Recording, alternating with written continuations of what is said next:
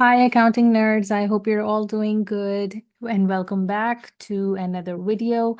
In the last video, we really took the dive deep into learning how the elements of financial statements are accounted for. And today I have an example for you that we will solve together to better understand the nature of the elements of financial statements that we took a look into in the last video. So let's get back to the example. I've hid all of these. I've concealed the answers purposely. So let's just solve all these together. So the first transaction that we have is on 2016 May 1. It says, started a household machines business, putting 25,000 pounds into a bank account. So I told you already, whenever the money is injected into the business, it's called capital, right? So the shareholder has given the capital for 25,000 and it has deposited this money into the business's bank account, right? So the business's bank account is the asset for the business. So we are going to debit the asset because it's increasing. It's going to 25,000 pounds from zero, right?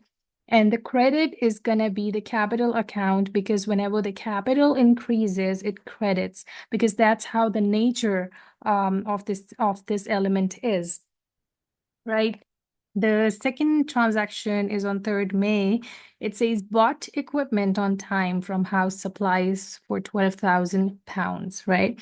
So this means on time means we bought something on credit, which means we just took it now, but we will pay for it later. So here comes the accounts payable stuff, right? Something that we will pay in the future, which will be my current liability. And I will consider it a liability right now, and we will do the debit credit thing on how we would do with the liability, of course, because AP accounts payable is a liability. So we have bought the equipment. Equipment is the asset. Equipment has increased because we have just bought it. So I will debit my equipment account and I will credit my accounts payable in the name of house supplies for 12,000 pounds, right? So that's how we just solved the two transactions. Let's get to this third one. It's on 4th May. It says withdrew 150 pounds cash from the bank and placed it in the cash box. This means that we just took out 150 pounds from the bank and just kept it as the cash in the office. So it's the same thing, right? Bank is the asset, cash is the asset. One asset is increasing and one asset is decreasing. My bank will decrease because I'm withdrawing money from it, right? So whenever the asset, which is bank right now in this transaction, decreases, I credit it, right? So my bank account will be credited. And my cash has increased from 0 to 150 pounds, so I will debit the cash. Remember, these both are assets. One asset is decreasing and one asset is increasing. So according to that, I will do the debit and credit thing. Now let's move on to the next transaction. 7th May, bought a van for 6,800 and paid by internet transfer from the bank account. So we just bought a van, which is my asset. So I'm going to debit. Whenever the asset increases, I debit it. So I'll debit the van account and then I will credit my bank account because I bought it. It's not on time. I just all of a sudden on the spot, I just bought it, right? So my bank has decreased, which is the asset. Whenever asset decreases, we credit it. So the bank account has been credited. So that's the one part that we have solved. I've got another transaction on 10th May. It says sold some equipment that was not needed at cost of 1,100 on time to J Rose.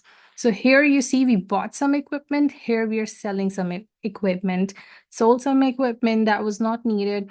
So when I'm selling the equipment, my equipment will decrease, right? So whenever my asset will decrease, I'm going to credit it. So it's confirmed that my equipment account will be credited.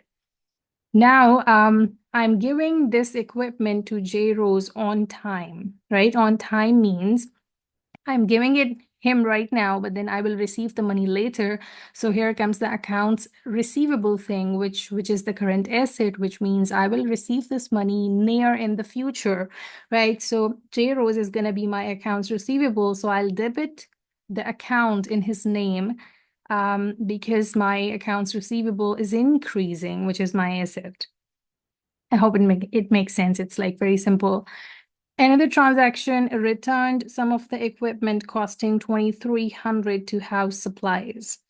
So we bought an equipment for 12,000 pounds, but now we are returning for 2,300 to the same supplier. So what I'll do when I'll return the equipment, my equipment will decrease, right? So the credit is confirmed. I'm going to decrease my equipment account and I will debit the accounts payable, which is house supplies, which I in the first place credited. Now it's time to debit it because now I'm returning the equipment that I got in the first place, right? So my accounts payable will decrease. And when my accounts payable, which is liability, decreases, I debit it, right? So house supplies account has been debited. Next transaction, 23rd, J Rose pays the amount owing of 1,100 by check. So here we sold some equipment to the J Rose that was an accounts receivable. Now he is giving the money back to us. So he's giving the money by check. So definitely my bank will go up, right? Which is my asset. So I'm confident that my bank account will be debited. So there you go. And the second transaction, the dual effect of the entry is that my AR that I debited in the first place when I actually sold the equipment has gone down because he has already paid me.